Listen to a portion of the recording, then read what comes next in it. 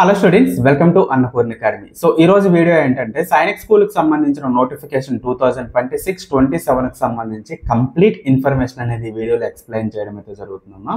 So చాలా మంది పేరెంట్స్కి చాలా డౌట్స్ అనేవి ఉన్నాయి దీనికి సంబంధించి. సో ఏదైతే ఈ వీడియో ఉందో ఈ వీడియోలో క్లియర్గా ఇన్ఫర్మేషన్ అనేది మీకు 100% ప్రొవైడ్ చేయడం అయితే జరుగుతుంది. అట్ ద సేమ్ టైం ఏదైతే ఈ ఇయర్ సైనిక్ స్కూల్కి సంబంధించి కొన్ని మార్పులు అయితే ఉన్నాయి, వాటి గురించి కూడా మనం క్లియర్గా ఎక్స్ప్లెయిన్ చేసుకుందాం. సిలబస్కి సంబంధించి కూడా మార్పులు అయితే జరిగాయి, అదొక వేరే వీడియోలో అయితే మీకు క్లియర్గా నేను ఎక్స్ప్లెయిన్ చేస్తాను, ఓకేనా. సో ఫస్ట్ ఆఫ్ ఆల్ ఏదైతే ఈ బులెటిన్లో మనకి ఏవైతే ఇంపార్టెంట్ థింగ్స్ ఏవైతే ఉంటాయో, మనకి ఇంపార్టెంట్ ఇన్ఫర్మేషన్ ఏదైతే ఉంటుందో అదంతా కూడా క్లియర్గా మనం ఎక్స్ప్లెయిన్ అయితే చేసుకున్నాం. ఓకే, ఒకసారి జాగ్రత్తగా మనం చూసుకున్నట్లయితే so fees details at that same time ఏదైతే నోటిఫికేషన్ ఉందో నోటిఫికేషన్కి సంబంధించిన డేట్స్ ఏవైతే ఉన్నాయో వాటి గురించి చూద్దాం, ఓకేనా. సో ఫస్ట్ ఆఫ్ ఆల్ మనం చూసుకున్నట్లయితే so online submission of application form.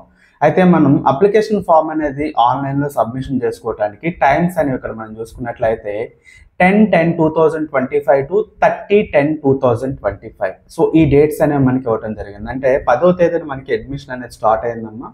So చాలా మంది పేరెంట్స్ అనే వాళ్ళు ఇంకా అప్లై చేసుకోలేదు. సో అప్లై చేసుకుని వాళ్ళు ఇంకెవరైనా ఉన్నట్లయితే సో ఖచ్చితంగా అప్లై అనేది చేసుకోండి.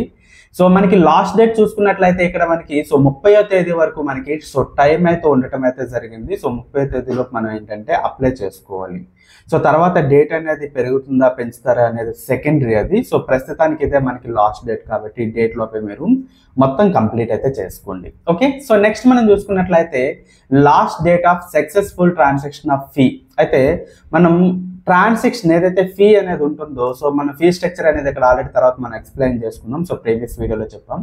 సో ఫీ స్ట్రక్చర్ అనేది మీకు చాలా క్లియర్గా చెప్తున్నాను. ఎప్పుడైతే మీరు అప్లికేషన్ అనేది పెట్టుకుంటారో, ఎప్పుడైతే అప్లై చేసుకోవడం జరుగుతుందో ఆ రోజే మీరు ఫీజు అనేది క్లియర్ చేసేసుకోండి. లాస్ట్ డేట్ ఇక్కడ మనకి 31వ తేదీ వరకు ఇచ్చాడు కదా అని చెప్పి ఆ రోజు వరకు ఖచ్చితంగా మీరు వెయిట్ చేయొద్దు. సో దయచేసి ఆ పని అయితే చేయొద్దు, చాలా మంది పేరెంట్స్ అలా చేస్తారు, ఓకేనా. సో మీకు ఒకవేళ ఏదైనా ట్రాన్సాక్షన్లో ఇబ్బంది అనేది వచ్చినట్లయితే సో మీకు సక్సెస్ఫుల్ కాకపోయినట్లయితే 31వ తేదీ వరకు మీరు ట్రై చేయొచ్చు, కానీ సో ఆ రోజు టైం ఉంది కదా ఆ రోజు నేను పే చేసుకుంటానని మాత్రం ఎప్పుడు కూడా అనుకోవద్దు, ఓకేనా. సో డేట్ ఎందుకోసం ఇస్తారంటే మనకి సో ఎవరైతే ట్రాన్సాక్షన్ జరిగేటప్పుడు సో నెట్వర్క్ ఇష్యూ కానీ లేకపోతే ఏవైతే ట్రాన్సాక్షన్ ఇష్యూస్ అనేవి ఉంటాయి కదా, సో అలాంటప్పుడు మన ఏదైతే అమౌంట్ అనేది వాళ్ళకి సబ్మిట్ కాకపోయినట్లయితే మన అప్లికేషన్ అనేది క్యాన్సిల్ అయిపోతుంది. కాబట్టి సో ఎప్పుడైతే ఫీజు అనేది మనకి పే చేయడం జరగలేదో సో పే చేసుకోవడానికి మనకి టైం అయితే ఉండటం అయితే జరుగుతుంది అనమాట. సో క్లియర్గా మీకు అర్థమైంది కదా.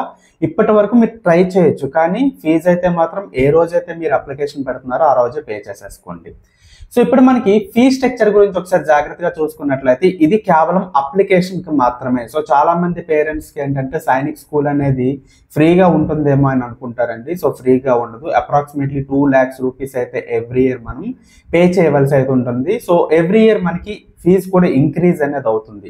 ఇది కేవలం ఏంటంటే మనం ఎగ్జామినేషన్ రాయడం కోసం అప్లికేషన్ ఫీజు మాత్రమే, ఓకేనా. సో తర్వాత మళ్ళీ కాల్ చేసి సైనిక్ స్కూల్ ఫ్రీ కాదా అని చెప్పి అడుగుతారు. ఫ్రీ కాదండి. సో సెలెక్ట్ అయిన తర్వాత మనం ఏంటంటే ఫీజు అనేది పే చేసుకోవాల్సిన అవసరం అయితే ఉంటుంది. సో అప్లికేషన్ అనేది ఫీజు ఇప్పుడు మనం చూసుకున్నట్లయితే సో ఇక్కడ చూసుకున్నట్లయితే ఓబీసీ స్టూడెంట్స్ ఎవరైతే ఉన్నారో వాళ్ళు, ఎక్స్ సర్వీస్ మెన్కి సంబంధించిన వాళ్ళు, అలాగే జనరల్ కేటగిరీ వాళ్ళు అందరూ కూడా ఏంటంటే 850 రూపీస్ అనేది సో పే చేయవలసి అయితే ఉంటుంది, ఓకేనా. సో మీ దగ్గర ఫోన్పే అయితే ఫోన్పే, సో కార్డ్ అయితే కార్డ్, లేదా నెట్ బ్యాంకింగ్ అయితే నెట్ బ్యాంకింగ్, ఏ విధంగా అయినా సరే మనం అప్లై చేసేటప్పుడు ఫీజు అనేది పే చేసుకోవాల్సి అయితే ఉంటుంది. సో ఇక్కడ మనం చూసుకున్నట్లయితే షెడ్యూల్డ్ క్యాస్ట్ అలాగే షెడ్యూల్డ్ ట్రైబ్స్ ఎవరైతే ఉన్నారో, ఎస్సీ ఎస్టీ క్యాండిడేట్స్ ఎవరైతే ఉన్నారో వాళ్ళు మాత్రం మనం చూసుకున్నట్లయితే 700 రూపీస్ అనేది సో పే చేయవలసి అయితే ఉంటుందమ్మా. ఇది ఫీ స్ట్రక్చర్ అనమాట. ఎప్పుడైతే మీరు అప్లికేషన్ అనేది పెట్టుకుంటారో ఆ రోజే మీరు అప్లై చేసుకోవటానికి అయితే సో ట్రై చేయండి, ఆ రోజు క్లియర్ చేసేసుకోండి, ఓకే. సో నెక్స్ట్ మళ్ళీ మనం చూసుకున్నట్లయితే సో కరెక్షన్ చేసుకోవటానికి మనకి టైం అనేది తర్వాత ఇస్తారు. ఎప్పుడైనా మనం ఆన్లైన్ సబ్మిషన్ అనేది కంప్లీట్ అయిపోయిన తర్వాత సో కరెక్షన్ చేసుకోవటానికి అనేది సో ఉండదు. కొన్నిటికి మాత్రం మనకి ఛాన్స్ అనేది ఉంటుంది. అదేంటంటే క్యాస్ట్ కానీ, లొకేషన్ కానీ, మెయిల్ ఫీమేల్ కానీ ఇటువంటి సో కొన్ని థింగ్స్ మాత్రం మనం చేంజ్ చేసుకునే అవకాశం అయితే ఉంటుంది అనమాట, ఓకేనా. సో కొన్ని పార్ట్స్ దగ్గర మనం చేసుకోవాల్సిన అవసరం అయితే ఉంటుంది.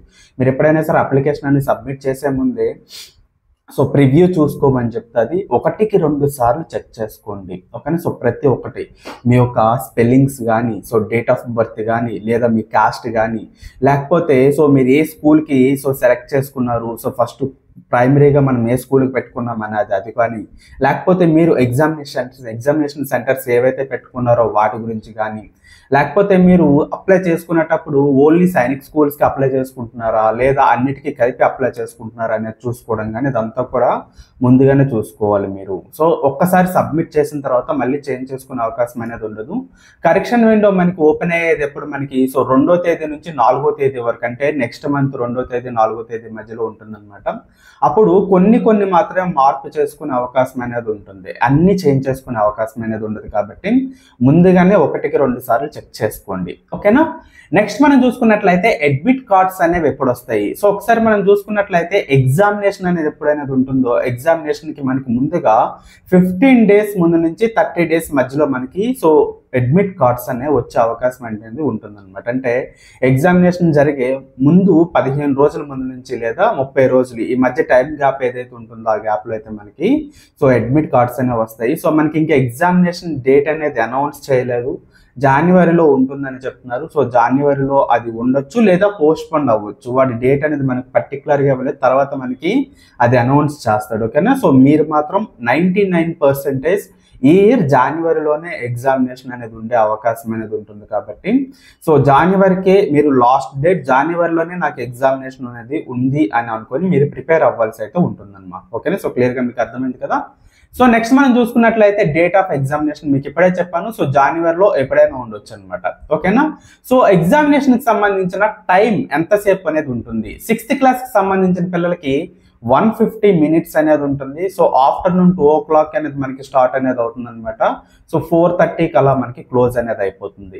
అలాగే మనకి 9th క్లాస్కి సంబంధించి 180 minutes అనేది ఉంటుంది అనమాట. సో ఆఫ్టర్నూన్ 2 o'clock స్టార్ట్ అయ్యి సో 5 o'clock వరకు మనకి ఎగ్జామినేషన్ అనేది ఉంటుందన్నమాట. సో క్లియర్గా మీకు అర్థమైంది కదా. సో టైం అనేది ఇది ఎగ్జామినేషన్ ఎప్పుడు కూడా ఆఫ్టర్నూనే మనకి జరుగుతుంది అనమాట. 2 నుంచి 4:30 6th క్లాస్కి, 2 నుంచి 5 o'clock వరకు 9th క్లాస్కి ఎగ్జామినేషన్ అనేది ఉంటుంది, ఓకేనా. 150 minutes అలాగే 180 minutes అనేది మనకి టైం అనేది ఉండటం అయితే జరుగుతుంది. సో ఎగ్జామినేషన్ టైమింగ్స్ ఇక్కడే క్లియర్గా వచ్చాడు వాడు. సో నెక్స్ట్ మనం చూసుకున్నట్లయితే examination centre. So examination centre, so ఇది చాలా జాగ్రత్తగా మీరు గుర్తుపెట్టుకున్నామా. సో ఎగ్జామినేషన్ సెంటర్స్ అనేవి ఫర్ ఎగ్జాంపుల్ ఆంధ్రప్రదేశ్కి సంబంధించి ఒక విశాఖపట్నం నుంచి కానీ లేదా విజయనగరం నుంచి కానీ శ్రీకాకుళం నుంచి కానీ ఒక విద్యార్థి అనేవాడు ఎగ్జామినేషన్ రాయాలి అనుకుంటున్నాడు, ఓకేనా. సో ఫర్ ఎగ్జాంపుల్ శ్రీకాకుళం అనుకోండి, శ్రీకాకుళంలో మనం ఎగ్జామినేషన్ రాసుకోవాలనుకున్నట్లయితే అక్కడ ఎగ్జామినేషన్ సెంటర్స్ అనేవి సో వాడు కోడ్స్ అనేవి ఇస్తాడు అనమాట. సో కోడ్స్ని బేస్ చేసుకొని మనం అప్లై చేసుకోవాల్సిన అవసరం అయితే ఉంటుంది. సో ప్రయారిటీ 1, ప్రయారిటీ 2, ప్రయారిటీ 3 అని చెప్పేసి మనకి ప్రయారిటీ లిస్ట్ అనేది ఇవ్వటం అయితే జరుగుతుంది.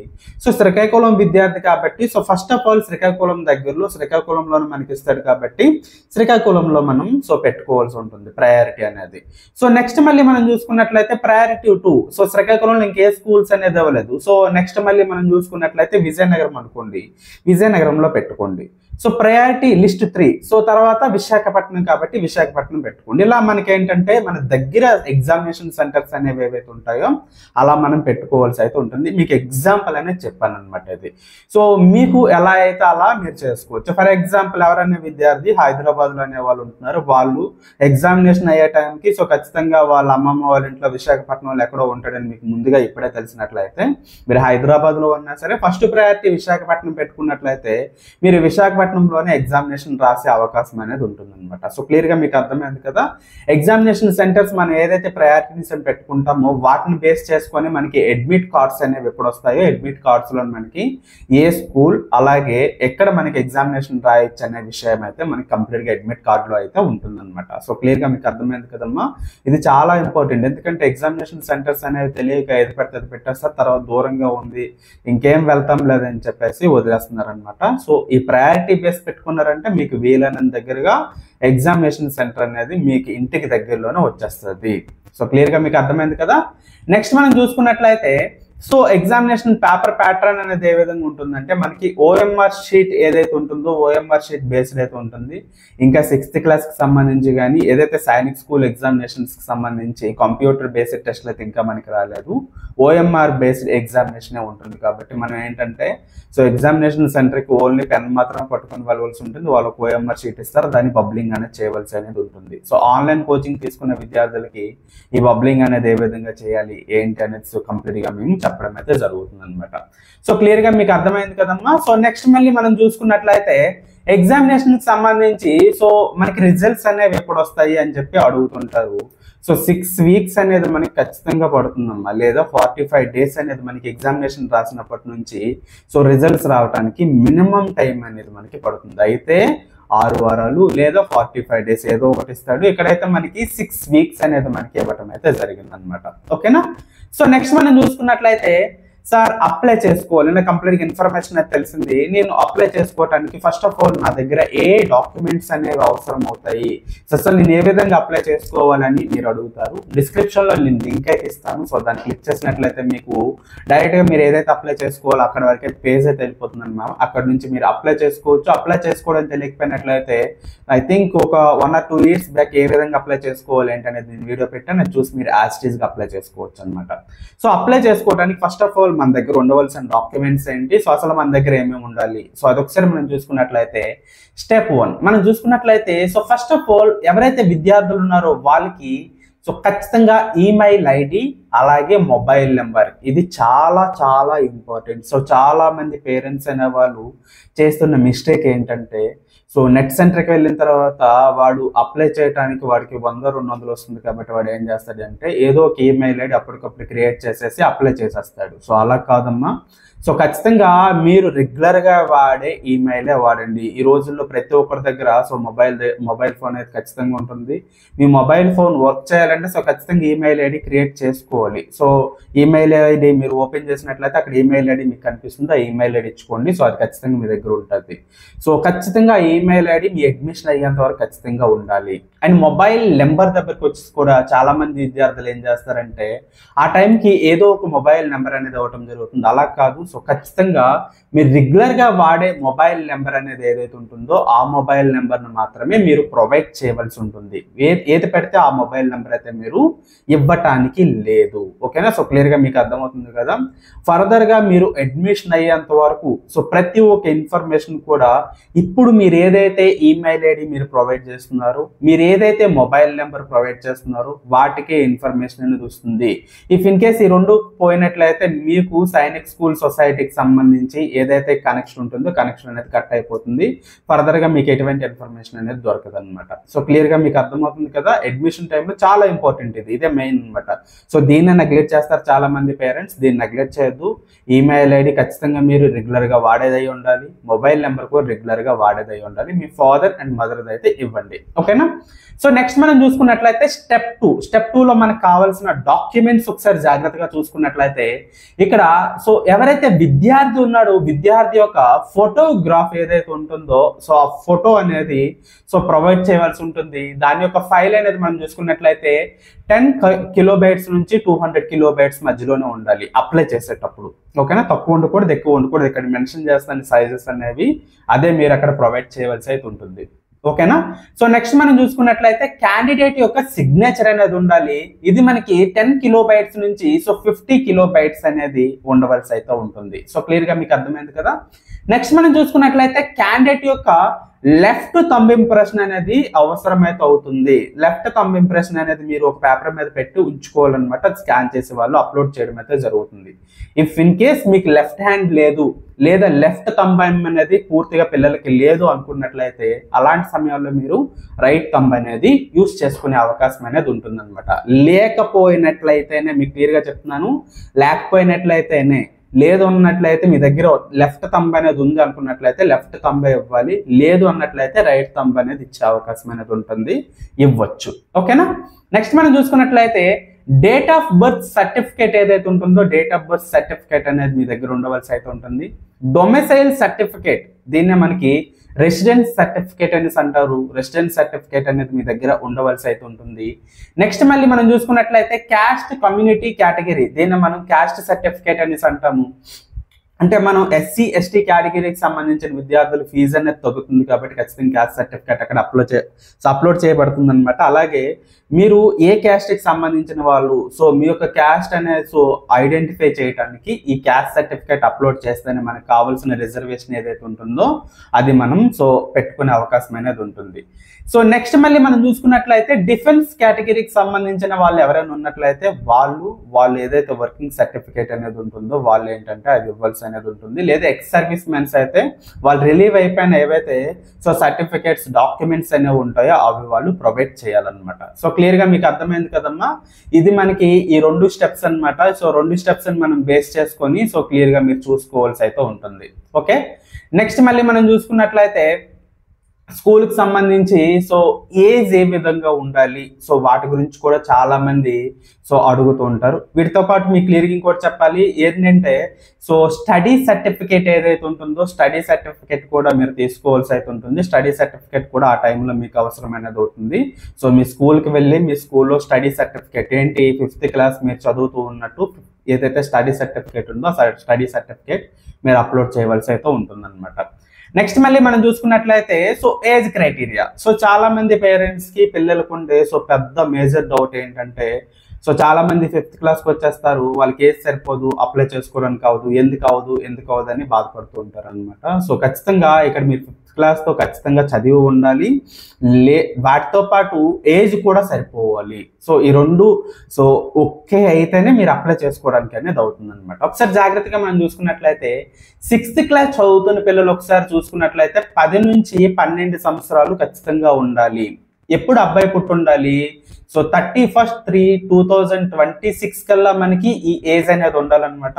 సో వాళ్ళ డేట్ ఆఫ్ బర్త్ ఒకసారి చూసుకున్నట్లయితే 1/4/2014 నుంచి 31/3/2016 మధ్యలో ఆ విద్యార్థి అనేవాడు జన్మించి ఉండాలి. అలాంటప్పుడు మాత్రమే 6th క్లాస్కి అప్లై చేసుకునే అవకాశం అనేది ఉంటుంది. అంటే 31/3 తేదీలోపు 10 నుంచి 12 సంవత్సరాలు అనేది ఉండాలి. అంటే ఆ విద్యార్థి డేట్ ఆఫ్ బర్త్ అనేది 1/4/2014 నుంచి 31/3/2016 మధ్య పుట్టి ఉన్నట్లయితేనే అప్లై చేసుకోవటానికి అవుతుంది, లేకపోయినట్లయితే అప్లై చేసుకోవటానికి అవ్వదు.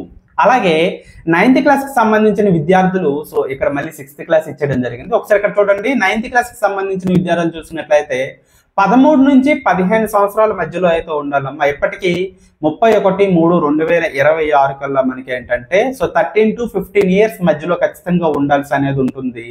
సో వీళ్ళు సో జన్మించే ఏదైతే ఏజెస్ ఉన్నాయో ఒకసారి జాగ్రత్తగా చూసుకున్నట్లయితే 1/4/2011 నుంచి 31/3/2013 ఈ మధ్యలో పుట్టిన విద్యార్థులు మాత్రమే అప్లై చేసుకోవడానికి అవకాశం అనేది ఉంటుంది. ఈ డేట్స్ లో మీరు పుట్టకపోయినట్లయితే, ఈ డేట్స్ లో మీరు జన్మించి ఉండకపోయినట్లయితే మీరు 5th క్లాస్ చదువుకున్నా సరే మీరు అప్లై చేసుకోవటానికి అవకాశం అనేది ఉండదు. సో సబ్మిట్ చేసుకునే అవకాశం అనేది ఉండదు అనమాట. సో క్లియర్ గా మీకు అర్థమైంది కదమ్మా. సో నెక్స్ట్ మళ్ళీ మనం చూసుకున్నట్లయితే ఎగ్జామినేషన్ కి సంబంధించి సో కొంతమందికి కొన్ని డౌట్స్ అనేవి ఉంటాయి. సో ప్రీవియస్లీ నేను ఎక్స్ప్లెయిన్ చేయడం అయితే జరిగింది. ఒకసారి జాగ్రత్తగా చూసుకున్నట్లయితే సో ఎగ్జామ్ కి సంబంధించి 6th క్లాస్ స్టూడెంట్స్ కి సో 150 minutes అనేది సో టైం అనేది ఇవ్వడం జరుగుతుంది. ఎప్పుడు 2 గంటలకి ఎగ్జామ్ అనేది స్టార్ట్ అయినట్లయితే సో 4:30కి ఎగ్జామ్ అనేది అయిపోతుంది. అలాగే 9th క్లాస్ కి సంబంధించిన విద్యార్థులు మనం చూసుకున్నట్లయితే 180 minutes అనేది ఎగ్జామినేషన్ అనేది ఉండటం జరుగుతుంది. ఇక్కడ చూసుకున్నట్లయితే 2 గంటలకి ఎగ్జామినేషన్ స్టార్ట్ అయినట్లయితే సో 5 o'clock ఎగ్జామినేషన్ అనేది అయిపోతుంది అనమాట. సో ఎగ్జామినేషన్ సెంటర్ కి సంబంధించి కూడా ప్రీవియస్లీ మీకు చాలా క్లియర్ గా చెప్పడం అయితే జరిగింది.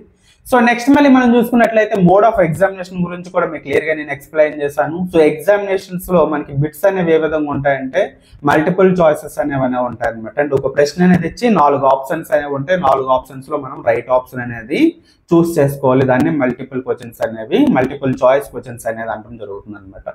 సో నెక్స్ట్ మళ్ళీ మనం చూసుకున్నట్లయితే 6th క్లాస్ సంబంధించిన విద్యార్థులకి సో వాళ్ళకి సిలబస్ అనేది ఏముంటుంది ఒకసారి జాగ్రత్తగా మనం చూసుకున్నట్లయితే సో లాంగ్వేజ్. సో ఈ లాంగ్వేజ్ దగ్గరకు వచ్చేటప్పటికి సో చాలా మంది విద్యార్థులకి చాలా అపోహలు అనేవి ఉంటాయి. సో ఒకసారి జాగ్రత్తగా వినమ్మా. ఫర్ ఎగ్జాంపుల్ మనం ఎగ్జామినేషన్ అనేది తెలుగు మీడియం రాయాలి అనుకున్నట్లయితే సో తెలుగు మనం చూస్ చేసుకున్నట్లయితే ఎగ్జామినేషన్ పేపర్లో మనకి తెలుగు గ్రామర్ అనేది రావటం అయితే జరుగుతుంది. రిమైనింగ్ సబ్జెక్ట్స్ అన్ని కూడా యాజ్ ఇట్ ఈజ్ వచ్చేస్తాయి తెలుగు వాళ్ళకి తెలుగు. లేదా మీరు ఉర్దూ మదర్ టంగ్ అనుకున్నట్లయితే ఉర్దూ మీరు సెలెక్ట్ చేసుకున్నట్లయితే ఉర్దూ గ్రామర్ అనేది వస్తుంది. లేదా హిందీ సెలెక్ట్ చేసుకున్నట్లయితే హిందీ గ్రామర్ అనేది వస్తుంది. మీరు ఇంగ్లీష్ మీడియంలో రాయాలనుకున్నట్లయితే ఇంగ్లీష్ గ్రామర్ అనేది రావడం జరుగుతుంది. ఇది మీరు గుర్తుపెట్టుకోవాలన్నమాట. ఓకేనా? సో సిలబస్ దగ్గరికి వచ్చేటప్పటికి లాంగ్వేజ్ సో 25 సో క్వశ్చన్స్ అనేవి ఉంటాయి అనమాట. ప్రతి ఒక్క క్వశ్చన్ కి 2 మార్క్స్ అనేవి ఇవ్వటం జరుగుతుంది. సో టోటల్ 50 మార్క్స్ అనేవి లాంగ్వేజ్ కి సంబంధించి అనేది ఉంటుంది. మీరు ఇంగ్లీష్ లాంగ్వేజ్ లో ఎగ్జామ్ అనేది రాయాలనుకునేటప్పుడు మీకు ఇంగ్లీష్ గ్రామర్ అనేది వస్తుంది. ఇంగ్లీష్ గ్రామర్ 25 క్వశ్చన్స్ అనేవి వస్తాయి, 2 మార్క్స్. సో 50 మార్క్స్ అనేది రావడం జరుగుతుంది అనమాట. అదే మీరు తెలుగు అనుకోండి 25 క్వశ్చన్స్ అనేవి తెలుగు గ్రామర్ నుంచి రావడం జరుగుతుంది. సో నెక్స్ట్ ఇక్కడ చూసుకున్నట్లయితే ప్రతి ఒక్క బిట్కి 2 మార్క్స్. సో టోటల్ 50 మార్క్స్ అనేవి ఉంటాయి. ఇది మీకు లాంగ్వేజ్ కి సంబంధించి. ఇంకా రిమైనింగ్ అందరికీ కూడా సేమ్ యాజ్ ఇట్ ఈస్ గానే ఉంటుందమ్మా. బట్ మీరు ఇప్పుడు గుర్తు చేసుకోవాల్సింది ఏంటంటే సో జాగ్రత్తగా వినండి. మీరు తెలుగులో పేపర్ రాసినట్లయితే ఎగ్జామినేషన్ పేపర్లో మీకు ఇంగ్లీష్లోనే బిట్ రావటం జరుగుతుంది, తెలుగులోనే బిట్ రావటం జరుగుతుంది. ఫర్ ఎగ్జాంపుల్ మీరు ఉర్దూ సెలెక్ట్ చేసుకున్నారు లేదా తమిళ్ సెలెక్ట్ చేసుకున్నారు అనుకోండి. సో ఇంగ్లీష్లో క్వశ్చన్ అనేది రావటం జరుగుతుంది, అలాగే మనకి తమిళ్లో క్వశ్చన్ రావటం జరుగుతుంది. ఏది మనకి మ్యాథమెటిక్స్, ఇంటెలిజెన్స్, జనరల్ నాలెడ్జ్ అనమాట. సో జాగ్రత్తగా గుర్తుపెట్టుకోండి. మీకు ఏదైతే మేము మదర్ టంగ్ లో ఎగ్జామినేషన్ రాస్తున్నారో అక్కడ మీకు క్వశ్చన్ ఏమైనా రాంగ్ అనిపించినట్లయితే సో ఇంగ్లీష్ లో ఉన్న క్వశ్చన్ మీరు చదివి అర్థం చేసుకోవాల్సి అయితే ఉంటుంది. సార్ నాకు ఇది తెలుగులో వచ్చిన క్వశ్చన్ ఏదైతే ఉందో అది నాకు రాంగ్ ఉంది, ఇది తప్పు అనడానికి లేదు. ఇంగ్లీష్ మీరు చదివి అర్థం చేసుకోవాలి. సో 99% అలా తప్పులు రావమ్మా. ఒకవేళ వచ్చినట్లయితే అలా చేసుకోవాలన్నమాట. సో అదర్ లాంగ్వేజ్ సెలెక్ట్ చేసుకునేటప్పుడు మీకు వచ్చే ప్లస్ పాయింట్ అనమాట. ఇంగ్లీష్ లోని పేపర్ వస్తుంది, మీ మదర్ టంగ్ లోని పేపర్ అనేది రావడం అయితే జరుగుతుంది. బట్ ఇంగ్లీష్ మీడియం పేపర్ అనేది సో చూసుకున్నట్లయితే సో కంప్లీట్ ఇంగ్లీష్ లోనే వస్తుంది అనమాట. ఎక్కడ వేరే లాంగ్వేజ్ అనేది ఎక్కడ కూడా ఇన్క్లూడ్ అనేది చేయడు. ఇది చాలా క్లియర్ గా మీరు గుర్తుపెట్టుకోవాలి. ఓకేనా? సో మ్యాథ్స్ కి సంబంధించి సో 50 మార్క్స్ అనేసి 50 క్వశ్చన్స్ అనేవి రావడం జరుగుతుంది. సో ఈచ్ బిట్ కి మనకి 3 మార్క్స్ అనేవి ఉంటాయి. సో టోటల్ గా 150 మార్క్స్ అనే మ్యాథ్స్ కి సంబంధించి ఉండటం జరుగుతుంది. అండ్ ఇంటెలిజెన్స్ కి సంబంధించినట్లయితే 25 క్వశ్చన్స్ అనేవి రావడం జరుగుతుంది. సో ప్రతి క్వశ్చన్ కి 2 మార్క్స్ అనేది ఉంటుంది. 50 మార్క్స్ అనేవి మనకి దీనికి సంబంధించి మార్క్స్ అనేవి అయితే ఉంటాయి అన్నమాట. నెక్స్ట్ మనం చూసుకున్నట్లయితే జనరల్ నాలెడ్జ్ చూసుకున్నట్లయితే సో 25 బిట్స్ అనేవి మనకి రావడం జరుగుతుంది. సో ఈచ్ బిట్ కి మనకి 2 మార్క్స్ అనేవి ఉంటాయి. టోటల్ గా మనకి సో 50 మార్క్స్ అనమాట. సో టోటల్ గా ఇప్పుడు మనం పేపర్ మొత్తం చూసుకున్నట్లయితే సో 300 మార్క్స్ అనేవి మనకి ఉండటం అయితే జరుగుతుంది. సో క్లియర్ గా మీకు అర్థమైంది కదమ్మా. ఇది ఎగ్జామినేషన్ కి సంబంధించిన పేపర్ అనేది సో సబ్జెక్ట్ వైజ్ ఇలా డివైడ్ చేస్తారనమాట. వాటి మార్క్స్ అనేవి ఈ విధంగా ఉంటాయి. ఓకేనా? సో నెక్స్ట్ మనకి చూసుకున్నట్లయితే సో చాలా మంది పేరెంట్స్ అనే వాళ్ళు సార్ రిజర్వేషన్ గురించి అడగటం అయితే జరుగుతుంది. సార్ మా పిల్లాడు ఎస్సీకి సంబంధించిన వాడు, ఎస్టీకి సంబంధించిన వాడు, లేదా జనరల్ కేటగిరీ, లేదా అనుకున్నట్లయితే ఓబీసీ సంబంధించిన వాళ్ళు. సో మాకు సంబంధించిన రిజర్వేషన్ అనేది ఏ విధంగా ఉంటుంది ఏంటి అనేది చెప్పి అడుగుతారనమాట. ఒకసారి జాగ్రత్తగా మనం చూసుకున్నట్లయితే రిజర్వేషన్ కి సంబంధించి so first of all Sainik school కి సంబంధించి ఫస్ట్ మనం చూసుకున్నట్లయితే 2 టైప్స్ రిజర్వేషన్స్ అనేవి ఉంటాయి. ఒకటి మనకి హోమ్ స్టేట్, సెకండ్ వన్ మనం చూసుకున్నట్లయితే అదర్ స్టేట్స్ అనమాట.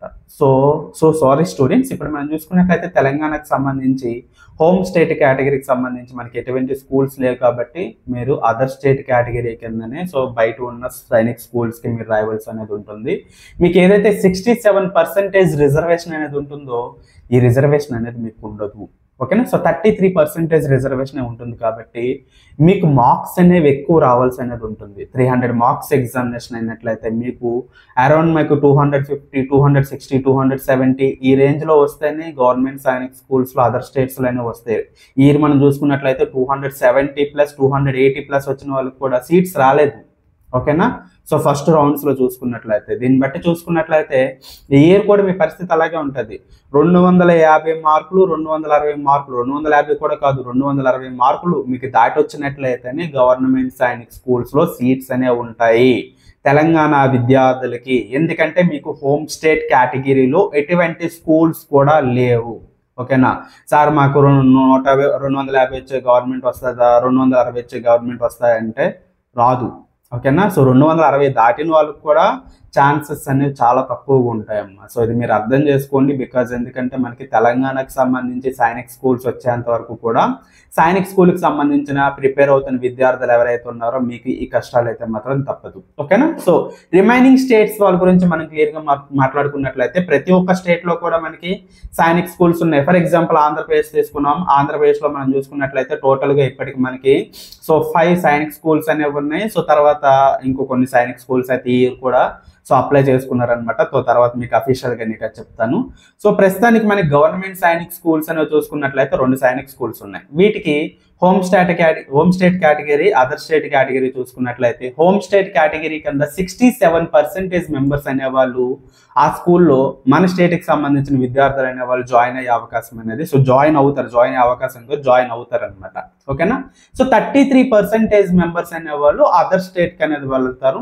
సో మనకి చాలా అడ్వాంటేజ్ ఏంటంటే ఆంధ్రప్రదేశ్ వాళ్ళకి తెలంగాణ విద్యార్థులు ఇప్పుడు హోమ్ స్టేట్ కేటగిరీ పోయింది కాబట్టి వాళ్ళకి సో ఇప్పుడు మనకి ఏదైతే ఆంధ్రప్రదేశ్కి సంబంధించిన హోమ్ స్టేట్ కేటగిరీలో మనం ఉన్నాం సో మనకి అడ్వాంటేజ్ అనేది ఎక్కువగా ఉంటుంది. సో మీరు 250 మార్కులు సో కొద్ది కష్టపడి తెచ్చుకోండి అమ్మా. సో కలికిరిలో కోరుకొండలో సీట్స్ అనేవి వచ్చేస్తాయి. ఒకవేళ అక్కడ రాకపోయినా సరే అదర్ స్టేట్ కేటగిరీలో ఒక 240, 230 అలా వచ్చినా సరే ఈ మనకి సీట్స్ వచ్చే అవకాశం అనేది ఎక్కువగా ఉంటుంది అనమాట. సో క్లియర్గా మీకు అర్థమైంది కదా, ఇది మనకి అడ్వాంటేజ్ అనమాట. ఓకేనా? సో ఇది మనకి home state category, other state కేటగిరీకి సంబంధించిన రిజర్వేషన్స్. ఇప్పుడు కమింగ్ టు ఎస్సీ, ఎస్టీ, ఓబీసీకి సంబంధించి అలాగే ఎక్స్ సర్వీస్ మెన్కి సంబంధించిన సో ఏదైతే మనకి రిజర్వేషన్ ఉందో దాని గురించి మనం మాట్లాడుకున్నట్లయితే ఎస్సీకి సంబంధించి సో 15% మనకి రిజర్వేషన్ అనేది ఉంటుంది. సో 7.5% మనం చూసుకున్నట్లయితే ఎస్టీ వాళ్ళకి ఉంటుంది. 27% అనేది మనం చూసుకున్నట్లయితే ఓబీసీ వాళ్ళకైతే ఉంటుంది అనమాట. సో రిమైనింగ్ మనం చూసుకున్నట్లయితే ఇక్కడ 49 కాదు అరౌండ్ 50.50% అనేది ఉంటుంది. 50.50% మనం చూసుకున్నట్లయితే ఓవరాల్ గా రిమైనింగ్ ఎవరైతే ఉన్నారో వాళ్ళందరికీ సో జనరల్ కేటగిరీ వాళ్ళకి, డిఫెన్స్ కేటగిరీ వాళ్ళకి వీళ్ళందరికీ కూడా ఇందులో అయితే ఉండటం అయితే జరుగుతుంది అనమాట. ఇది మనకి రిజర్వేషన్ కి సంబంధించిన స్ట్రక్చర్ అనమాట. సో క్లియర్ గా మీకు అర్థమైంది కదమ్మా. సో నెక్స్ట్ మళ్ళీ చూసుకున్నట్లయితే ఈ రోజే కాల్ చేసి ఒకరు అడిగారు సో గర్ల్కి సంబంధించి పరిస్థితి ఏంటి, వాళ్ళకి సీట్స్ అనేవి ఎలా ఉంటాయని అడుగుతున్నారు అనమాట. ఒకసారి జాగ్రత్తగా చూసుకున్నట్లయితే సైనిక్ స్కూల్స్లో ప్రెసెంట్ మనకి ఏ సైనిక్ స్కూల్స్లో అయినా సరే 10% ఎవరైతే స్ట్రెంత్ అనేది ఉంటుందో 10% స్ట్రెంత్ అనేది సో గర్ల్స్కి అనేది ఇవ్వటం అయితే జరుగుతుంది. ఫర్ ఎగ్జాంపుల్ మనకి సో 100 సో సీట్స్ అనేవి మనకి ఒక స్కూల్లో ఉన్నట్లయితే ఇందులో మనకి 10 సీట్స్ అనేవి మనకి గర్ల్స్కి అనేది అవ్వటం జరుగుతుంది. డిపెండ్స్ ఆన్ స్కూల్ అనమాట. సో ఈ సీట్స్ అనేవి వాళ్ళు పెంచుకునే అవకాశం కూడా ఉంది. సైనిక్ స్కూల్స్ కేటగిరీకి సంబంధించి మనం చూసుకున్నట్లయితే ఏదైతే Sainik school society so mention చేసిన ఏదైతే పర్సంటేజ్ ఉందో అది 10% ఇది. సో కొన్ని స్కూల్స్ ఏంటంటే ఎక్కువ సీట్స్ అనేవి ప్రొవైడ్ చేస్తున్నాయి, కొన్ని స్కూల్స్ అనేవి తక్కువ సీట్స్ అనేవి ప్రొవైడ్ చేస్తున్నాయి అనమాట. ఓకేనా? సైనిక్ స్కూల్ సొసైటీ చెప్తుంది మాత్రం 10% సీట్స్ మాత్రమే గర్ల్స్కి ఇవ్వాలని చెప్పేసి. ఇది మనకి సైనిక్ స్కూల్కి సంబంధించిన నోటిఫికేషన్ 2026-27కి సంబంధించిన సో కంప్లీట్ ఇన్ఫర్మేషన్ వీడియో అమ్మా. సో ఫర్దర్గా మీకు ఎటువంటి డౌట్స్ ఉన్నా సరే డిస్క్రిప్షన్లో నాకు ఏంటంటే కింద కామెంట్ బాక్స్లో నాకు ఏంటంటే మీరు కామెంట్ చేయండి. కామెంట్ చేసినట్లయితే మీకు రిప్లై చేయడం అయితే జరుగుతుంది. ఫర్దర్గా మీకు సిలబస్కి సంబంధించి వీడియో తర్వాత మీకైతే నేను చేయడం అయితే జరుగుతుంది. ఓకేనా? సో క్లియర్గా మీకు అర్థమైంది కదా. సో సిలబస్కి సంబంధించి సో చాలా మందికి చాలా డౌట్స్ అనేవి ఉంటాయి. అలాగే మనం చూసుకున్నట్లయితే డౌట్స్తో పాటు సో సిలబస్ అనేది చాలా మందికి అర్థం కావట్లేదు ఎలా ప్రిపేర్ అవ్వాలనేది. సో మీకు క్లియర్గా నేను చెప్తాను ఎలా ప్రిపేర్ అవ్వాలనేది.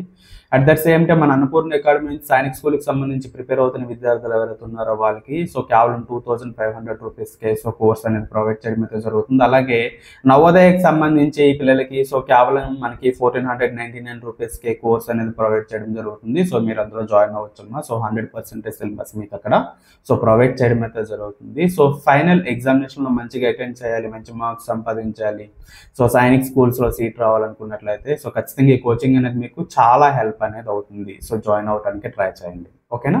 సో నెక్స్ట్ వీడియోలో సిలబస్ సంబంధించిన వీడియోలో మళ్ళీ మనం